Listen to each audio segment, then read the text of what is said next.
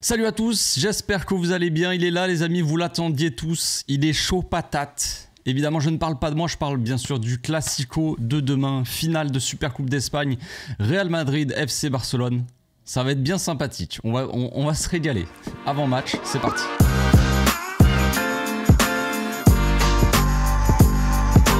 Au passage, n'hésite pas à nous rejoindre si c'est pas encore fait et à partager la chaîne autour de toi, ça fera plaisir à tonton. C'est le match que tout le monde attend, la grosse affiche, l'affiche de l'année, le Classico. Cette fois-ci, c'est en finale de Supercoupe, c'est pour gagner un trophée directement, donc je dirais que c'est encore l'étape d'au-dessus. Ce n'est pas un simple Classico pour se battre pour la Liga, c'est carrément pour le premier trophée de 2025. Qui du Real ou du Barça va gagner? Qui va asseoir sa domination sur l'autre? Eh bien, réponse demain. Évidemment, moi je n'ai pas forcément la réponse. La dernière fois qu'on les a affrontés, on les a complètement éclatés. Mais ça ne veut rien dire, les Classicos, vous le savez. Ça peut très bien se finir par une éclatade de l'autre côté. C'est un Classico, c'est un match à part. On sait qu'il y a beaucoup de tensions, beaucoup d'histoires autour de ces matchs-là. Il y en a déjà même avant même que le match démarre. Il y a déjà des histoires qui sortent dans les médias. Vous connaissez un petit peu le football espagnol et la presse espagnole. Vous savez qu'ils sont jamais là pour éteindre les incendies, mais plutôt pour les allumer et foutre le feu partout. C'est les pyromanes, concrètement. Donc il y a des histoires autour du Barça, énormément, hein, principalement. Quand même, j'ai l'impression en tout cas qu'il y a plus d'histoires autour du Barça. Enfin, moi qui suis plus le Barça, évidemment. Entre les rumeurs de transfert et le cas, surtout Dani Olmo, tout ça qui a fait parler. Bon, il n'y a pas Vitor qui est là, mais bon... Personne n'en parle, mais en soi, le cas Dani Olmo et Pau Vitor qui fait beaucoup de bruit en Espagne actuellement. Apparemment, on n'a pas le droit de respecter la loi. Bon, bref. On va pas repartir sur ce débat-là, sur ce sujet. Je n'en ai pas envie. Donc il y a quand même quelques interrogations par rapport à ce match. Côté Barça en tout cas, côté Real, je sais pas, il y a eu quelques blessés. On va parler vite fait du Real avant, sur les interrogations. Mais il y a Tchouaméni qui est sorti sur blessure. Apparemment Ancelotti, si j'ai bien compris, il a dit Tchouaméni c'est bon. Il a dit Modric c'est bon. Bellingham c'est bon. Peut-être ils ont eu un petit coup, mais ça va aller. Ils ont pris une petite picouse de Pintus. Donc c'est bon, tout va bien. Ils seront aptes à jouer contre le Barça. Sinon, côté Barça, pour les interrogations, il y a quelques petites interrogations sportives déjà concernant Robert, ce bon vieux Robert qui a un peu de mal en ce moment, hein. C'est pas la grande forme. Il y a évidemment aussi l'interrogation Olmo et Gavi. Bon, Olmo pourra jouer, il est inscrit, donc pas de problème de ce côté-là. Maintenant, sportivement, qu'est-ce qu'il faut faire? Est-ce que Olmo, il faut le mettre au milieu de terrain à la place de Gavi? Gavi qui a montré que franchement, il méritait sa place. Olmo, dans les derniers matchs, c'était pas le Olmo du début de saison. Donc, ça se tape déjà. Et peut-être avantage plus Gavi. Maintenant, est-ce que, vu que Robert, on en a pas parlé dans les dernières vidéos, mais vu que Robert n'est pas forcément à 100%, en tout cas n'est pas forcément très bon en ce moment, est-ce que il faudrait pas tenter un Dani Olmo en faux neuf? C'est un peu l'interrogation de mon côté. Je sais pas si c'est vraiment une question que se pose Hansi Flick, mais franchement, ça peut se poser, parce qu'on va en parler après, le côté un petit peu tactique, mais la question peut se poser et elle peut être plutôt intéressante, la réponse, je dirais. Après, il y a Szczesny aussi. Apparemment, Szczesny a impressionné Flick, en tout cas l'a surpris un petit peu, il s'est dit « Ah tiens, c'est pas trop mal, et si on passait avec Szczesny au cage ?» Plus d'Iñaki Peña, et si là, Szczesny, il est encore titulaire contre le Real et qu'il fait vraiment de très bons matchs, je pense que la question pourra se poser sur le titulaire en Liga. Et le destin de Szczesny et d'Iñaki Peña pourrait changer demain soir. Sinon, vous le savez, on est le Barça. Donc, qui dit Barça dit histoire toutes les 5 minutes. Il y a eu la conférence de presse. Flick, il a répondu à ces questions. Bon, voilà, on va pas revenir vraiment là-dessus. C'est surtout, bon, il a précisé quand même que Ronald était un très bon défenseur qui faisait partie de l'équipe. Donc voilà, il n'avait pas forcément envie de le voir partir. Le discours classique, il va pas dire oui, Ronald, on veut bien le vendre, on va le brader. Non, ça marche pas comme ça, vous le savez. Il y a que la presse espagnole pour sortir des trucs comme ça, mais apparemment, ils ont vu sur la montre de Flick, sa montre, vous savez, les montres Apple et tout ça, là, tout ce que vous voulez, qui affiche les messages.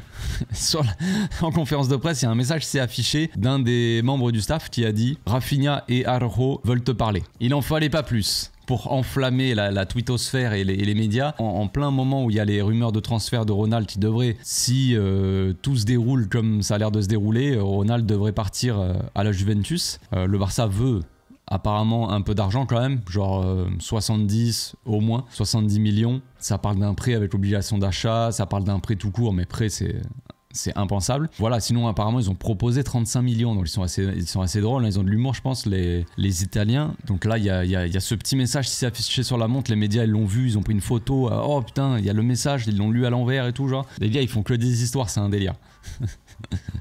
C'est le Barça. Enfin bref, on va parler un petit peu du dernier match.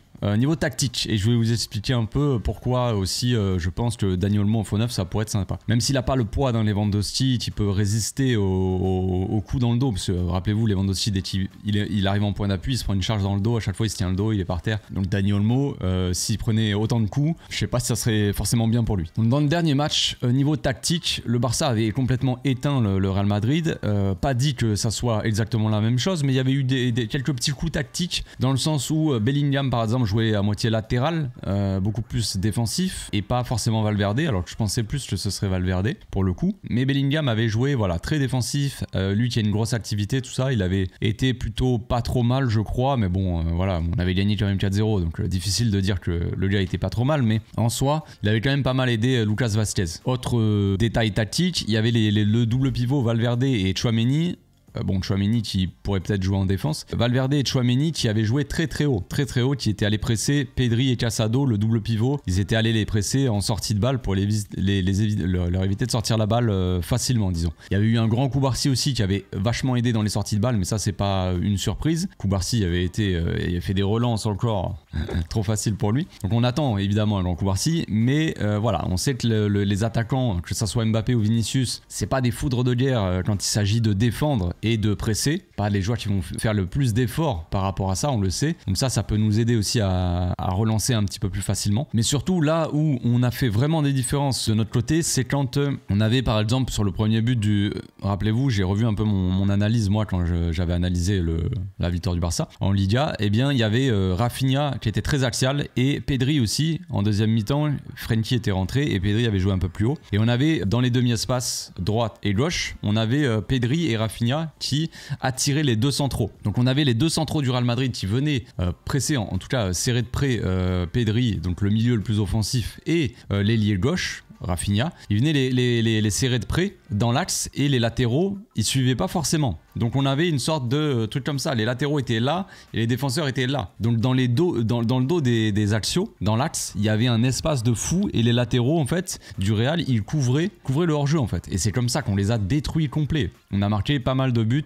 Donc ça c'est une chose à prendre en compte. J'imagine qu'Ancelotti quand même, il a vu, j'imagine qu'il a revu le match et il a vu quand même que, si moi je l'ai vu les amis, je pense qu'Ancelotti et son équipe quand même, ils ont dû le voir. Donc j'imagine qu'ils vont peut-être remédier à ça. Mais si la consigne d'Ancelotti aux défenseurs centraux, c'est de ne pas laisser d'espace aux neufs quand il redescend chercher le ballon, et de ne pas laisser d'espace aux joueurs qui sont dans l'axe côté Barça et qui viennent demander les ballons, s'il leur dit serrez-les de près, eh bien ils risquent d'avoir ce problème là, surtout si les latéraux eux ils suivent pas au niveau de l'alignement pour le hors-jeu. Donc c'est pour ça qu'en début de vidéo je parlais aussi de Dani Olmo en faux neuf, parce que Dani Olmo ça peut être un poison. Ça me rappelle un peu des souvenirs de l'époque où on était tous heureux quand il y avait Guardiola et Messi tout ça, et qu'il avait mis Messi en faux neuf. Guardiola, s'il avait remarqué, c'était que les deux centraux du Real Madrid, ils sortaient pas de leur défense, ils restaient dans leur défense et ils sortaient pas sur dans cette zone là entre le milieu en gros et l'attaque. Ils osaient pas forcément sortir, donc il avait dit Messi,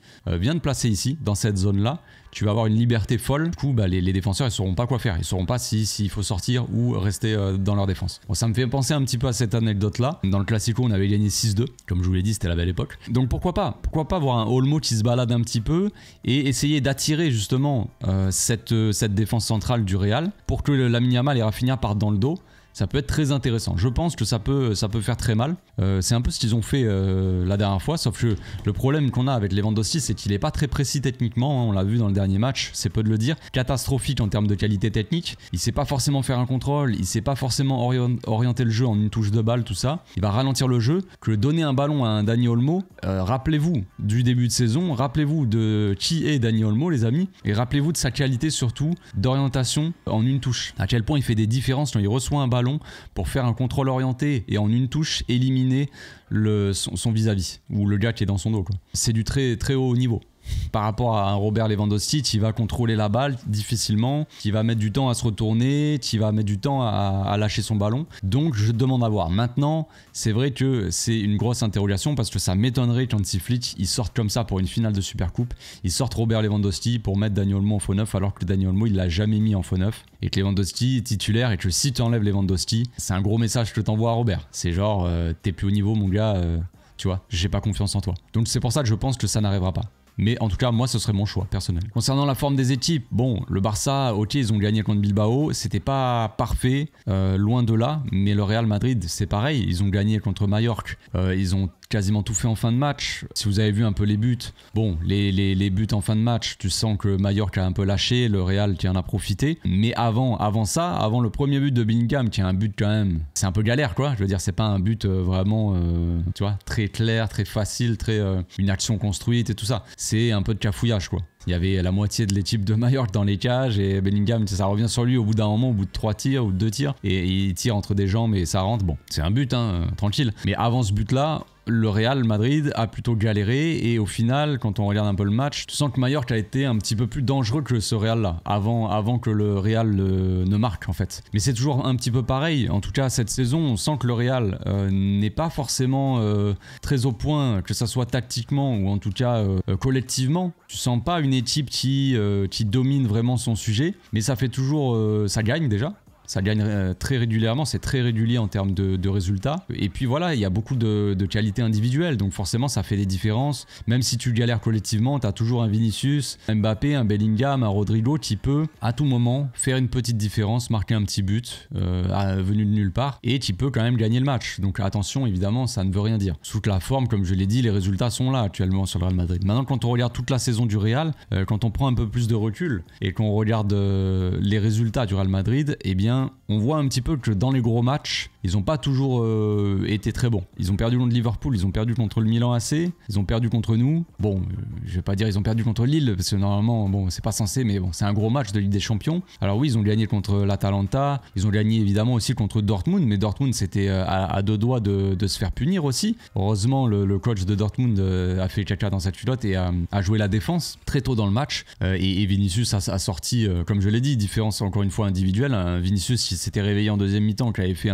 une fin de match monumentale, qui avait mis quoi, un triplé peut-être, ou je sais plus. Mais quand tu arrives à bloquer vraiment ces joueurs-là, comme Vinicius, comme Mbappé, comme on a réussi à le faire dans le dernier match de Liga, derrière, c'est pas sûr que collectivement ils soient assez bons pour vraiment être supérieurs à leurs adversaires. Ils le sont dans les matchs un peu plus faciles, on va dire, contre des équipes peut-être un peu moins fortes. Mais si vous regardez vraiment les gros matchs, c'est pas souvent des victoires. L'Atlético Madrid, ils avaient fait nul aussi.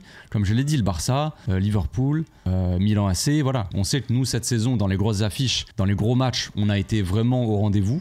Maintenant, c'est sûr qu'en ce moment, on est un petit peu moins en forme, donc ça peut un petit peu équilibrer le rapport de force entre les deux équipes. Bon, maintenant que tout ça est dit, on va passer à la composition d'équipe, les amis, c'est parti. Voici donc mon 11 pour le match de demain, classique. En vrai, évidemment, vous voyez Olmo ici, on va en parler, hein. C'est le sujet pour moi de la vidéo. mais sinon, c'est du classique. Szczesny à nouveau dans les cages, on va voir ce que ça va donner pour un gros match. Il risque d'avoir potentiellement du travail, donc moi il m'a rassuré sur sa ligne. Maintenant c'est vrai que dans les sorties il a été assez flippant. On verra sur ce match-là, mais écoutez, il faut prendre des risques dans la vie. Koundé à droite, Koubarsi, Inigo et Baldé en défense, du classique, comme je l'ai dit. Casado au milieu, Gavi, Pedri. Un milieu, moi, qui m'a fait plaisir contre Bilbao. Je pense que les trois là, ça fonctionne plutôt bien ensemble de ce que j'ai vu contre, que ce soit l'Atlético Madrid ou même Bilbao. J'ai bien aimé. Ce que j'ai vu, Casado qui est là pour récupérer vraiment, qui a ce rôle vraiment de l'ombre, hein, plus que créateur qu'un constructeur, on va dire architecte du jeu. C'est vraiment plus un gratteur de ballon et après il va donner le ballon à Pedri pour que Pedri justement fasse un petit peu sa magie et qu'il fasse le jeu. Grand Pedri en ce moment, hein, vraiment, il marche sur l'eau. Gavi qui fait un très bon retour là, il revient petit à petit en forme et c'est parfait parce qu'on en a forcément besoin. Rafinha, Lamine Yamal et Dani Olmo en attaque. Lamine dans le dernier match il n'a pas été forcément au meilleur de sa forme, on en attend un petit peu plus mais il revient de blessure, il était forcément pas en rythme, donc voilà, peut-être que là ça ira mieux mais on attend. Rafinha, on attend un grand Rafinha pour ce match là parce qu'on en aura besoin. Rafinha qui a été très peu efficace, un peu de déchet devant les cages dernièrement. surtout contre Bilbao, évidemment, on se rappelle de son face-à-face, mais qui quand même apporte par son activité, par ses appels incessants, par son pressing, par sa création d'occasion aussi. C'est un attaquant qui crée énormément de dangers sur les défenses adverses, donc toujours aussi important Rafinha, évidemment. Donc maintenant, il y a le cas Olmo. Dans ce cas-là, on va avoir une équipe assez offensive, évidemment. Un Olmo qui va redescendre en faux neuf, vraiment le rôle de faux neuf pour former un petit losange avec ses camarades du milieu de terrain, et les ailiers qui vont plonger dans le dos de Olmo et donc de la défense, avec des latéraux évidemment qui vont prendre les couloirs. Donc une équipe évidemment assez offensive, à voir si les ailiers montent autant, parce que c'est sûr que Koundé s'il monte très très haut, Baldé s'il monte très très haut, les contre-attaques elles peuvent être dévastatrices pour le Barça. Donc il faudra un certain équilibre évidemment, ça dépend le contexte. Là je vous montre un schéma comme ça, c'est facile à dire, mais dans le match, bon, s'il n'y a vraiment pas l'occasion de faire ça, je veux dire, faudra faire attention quoi, évidemment. Mais en théorie, disons, un petit Olmo qui redescend un peu pour faire le jeu en point d'appui, avec des ailiers qui plongent dans le dos, c'est un petit peu la tactique que j'aimerais voir et que j'attends personnellement. On sait que Lamine, c'est plus un joueur qui aime bien avoir le ballon plutôt que de partir dans le dos faire des appels, mais il l'a déjà fait. Il l'avait fait contre le Real Madrid, quand Koubarsi touchait Lewandowski, quand Lewandowski venait en point d'appui, Lamine Yamal il est parti dans le dos. Regardez mon analyse, l'analyse que j'avais faite sur le match du Real contre le Barça, et bien ça avait été le cas. Lewandowski avait essayé des déviations pour que ce soit Rafinha ou Lamine Yamal dans le dos. Donc pourquoi pas aussi, ça peut surprendre l'adversaire, un Lamine qui fait plutôt des appels dans la profondeur plutôt qu'il vient demander vraiment la balle dans les pieds. Dani Olmo en faux neuf, ça pourrait être plutôt pas mal je pense. C'est un milieu de terrain mais qui est très offensif. Ce poste de numéro 9, enfin de faux neuf, il a déjà joué ici avec l'Espagne, peut-être avec ses anciens clubs, ça je pourrais pas vous l'assurer, mais avec l'Espagne il l'a déjà fait. Je dis pas que ça a été le truc du siècle non plus, qu'il a été monumental, mais c'est un joueur qui peut jouer dans cette position là parce qu'il l'a déjà fait. Donc il connaît un minimum le poste quand même. C'est pas une révolution où d'un coup on va mettre en faux neuf Casado quoi. Genre là je vous dis si vous inquiétez pas, tu vois. Non, je ne suis pas fou non plus. Dani Olmo a déjà joué à ce poste et vu que on sait que Dani Olmo il s'est très bien intégré à l'équipe, il connaît quand même ses coéquipiers, que ce soit Pedri, Gavi, Casado, ils sont espagnols, Lamine Yamal il a beaucoup joué avec aussi, donc il connaît déjà. Les déplacements de Rafinha vont aussi énormément l'aider à lui libérer l'espace. Si Rafinha part dans le dos et que Dani Olmo vient demander la balle, il va avoir peut-être l'espace, soit l'espace pour contrôler tranquillement et faire le jeu, soit si un défenseur sort sur lui, il va la donner peut-être en déviation à Rafinha. Voilà pour la compo, je sais pas ce que vous en pensez. Bon évidemment c'est pas forcément une révolution tactique, mais c'est un gros changement tactique, un gros changement de joueur, un message assez important, on va dire, un gros message envoyé à Robert. Donc Robert, moi je lui ai déjà envoyé un message, j'ai envoyé un petit texto, salut mon petit Roro, désolé mais tu ne joueras pas. Mais bon, c'est pas moi qui décide. Donc voilà, on verra ce que le coach va faire. Dani Olmo en faux neuf. Pour ce match-là, en tout cas, je n'y crois pas. Je pense pas que ça arrivera. Je pense qu'on aura la même équipe que contre Bilbao. Je pense que Robert sera de retour titulaire. Il n'y a pas de problème avec ça. Enfin, côté flic, en tout cas, je pense qu'il n'y aura pas de problème. Moi, ça me pose un peu plus de problème. Je trouve qu'il ralentit un petit peu trop le jeu. Surtout s'il n'est pas forcément efficace devant. Est-ce que c'est pas plus un poids que vraiment un joueur qui nous aide? Réponse demain soir les amis à 20h. Bien sûr on se retrouvera une heure avant le match, autour de 19h pour le live d'avant-match. On va se régaler. Régaler. Non mais comme d'habitude on parlera de la compo, un petit peu de ce qu'il y a autour du match, tout ça, comment ça peut se passer. Tout en détente évidemment. Totale détente entre nous. Donc on se retrouve demain. Je vous souhaite un très bon week-end, une très bonne journée. Ciao ciao.